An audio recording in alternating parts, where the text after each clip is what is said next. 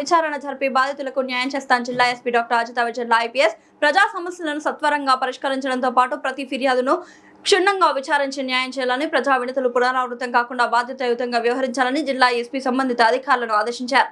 ఈ రోజు జిల్లా పోలీస్ కార్యాలయంలో జిల్లా SP doctor Ajitha Vijay IPS మరియు ఇతర అధికారుల సమక్షంలో నిర్వహించిన ప్రజా ఫిర్యాదుల పరిష్కార వేదిక పీజీఆర్ఎస్ కార్యక్రమంలో ప్రజల నుంచి 161 ఫిర్యాదులు స్వీకరించారు. ప్రజా ఫిర్యాదుల పట్ల ఎలాంటి అలసత్వం ప్రదర్శించరాదు. ప్రజలతో మర్యాదపూర్వకంగా జవాబుదారితనంతో వ్యవహరించాలి. ప్రతి పిటిషన్ను సమగ్రంగా విచారించి త్వరితగతిన పరిష్కరించాలి.